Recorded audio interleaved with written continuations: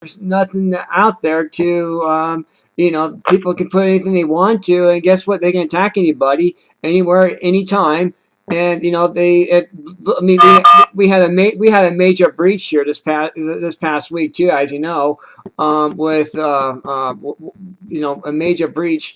What's happening with as far as security, even for national security, as far as protecting the people, on cyberspace. These people are committing cyber crimes all over the time, and they're also using PayPal to get to accounts too as well, and they're using fake driver's license, fake credit cards to use this, and to actually, some of these guys are on board with ISIS too as well. We're finding out, so that's pretty scary. Go ahead, Robert.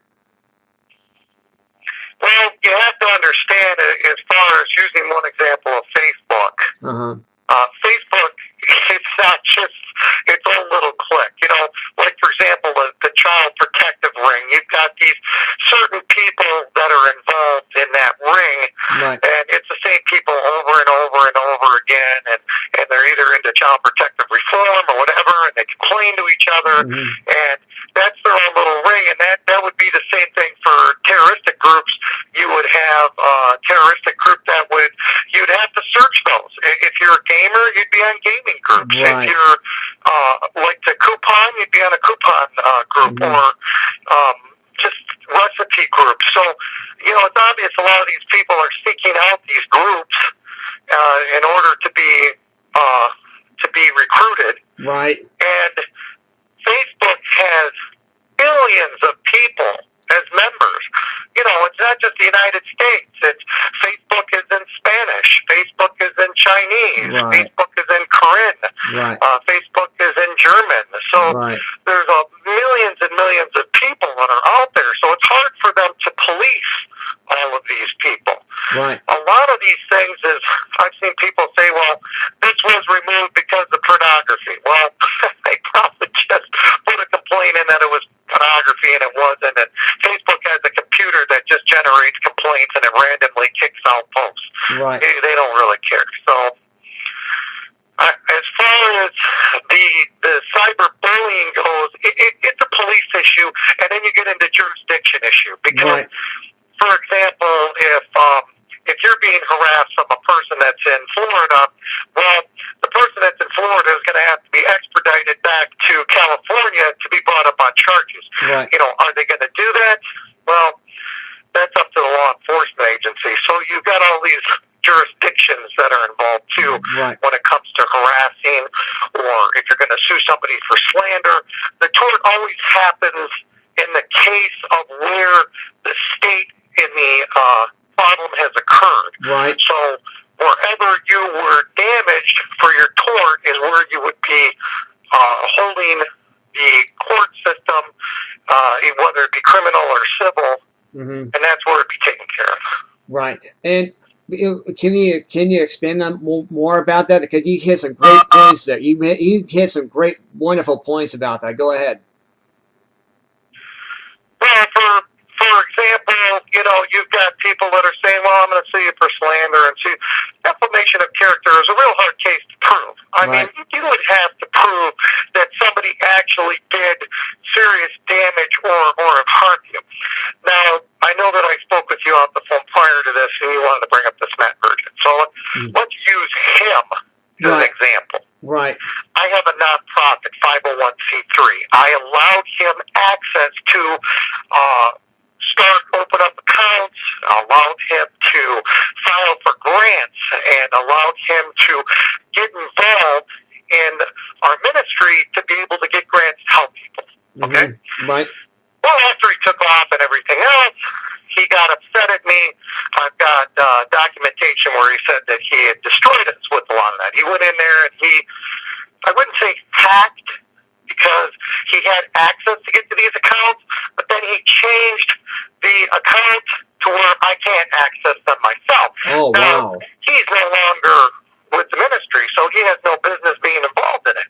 So, I'd lose a $10,000 grant because he got in there, he changed change the access, we couldn't finish filing the paperwork, or he just plain right out sabotaged it. Now you have a tort against him, and that would be a money claim judgment of $10,000 because that's what he cost you. Right.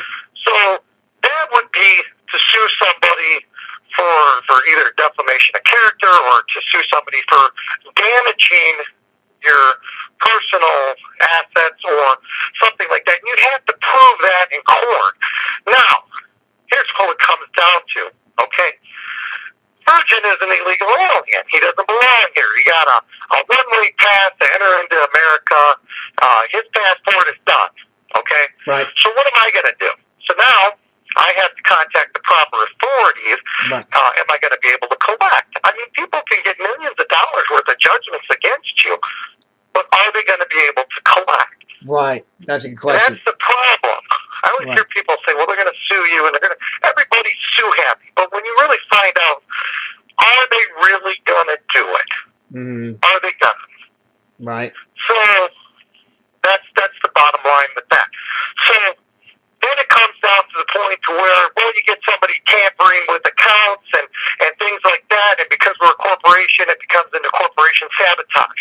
So then you have to figure out, okay, how much time was it? Do we have to hire somebody to go in there to straighten out this?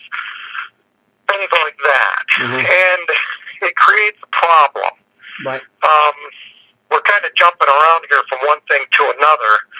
But that would basically be where the damages are. You have to figure on where did somebody damage you? How did they cause you injury? Right. Whether it would, it just can't necessarily be, well, he called me a name. Mm-hmm. It has to be to where so-and-so went to somebody else and said, like, for example, Matt Virgin, okay? Right. He said that I'm not a pastor. Okay, well, he just slandered me because I have documentation that proves that I am. Right. Now, if one of the people that were out there wanted to have me marry them, and then they heard that, mm-hmm. now he ruined my reputation. So you can't put a price on a reputation. Right. So you have to figure out some kind of damage claim. Well, in my case, it's deportation. I get rid of the bum, get him out of this country, right. because he's nothing but a problem. Right. So this is where it all comes down to, what kind of tort do you have against somebody and what kind of claim. Anybody can rant and rave and throw off a rant and, oh, he did this and he did that and, right. oh, poor me and boo-hoo. But, right. when it all comes down to it, that's what you need to pretty much figure out with this. And I understand that you've been attacked before. Yep. When I met Matthew Virgin, I'll tell you exactly what I told him. Block the people. Get away from them. Stay away from them. Don't bother. Focus on your energy on more productive. Right. Don't worry about all the negative attitude. Let people see you for the way you are. Right. Don't try to force yourself on somebody, and to allow yourself to have actions speak louder than words. Right. Because there's a lot of people that blow hot air out there. Oh, of course they now, do. After I found out that Matthew's illegal, well, I have to agree, because, I had the guy around me for 2 months. Wow. I physically saw. Man. These things are true. Yeah. Because I knew everybody was talking really bad. But I'm the type of person that I got to learn for myself. I want to see for myself. I always see the good in everybody. Right. So. That's great.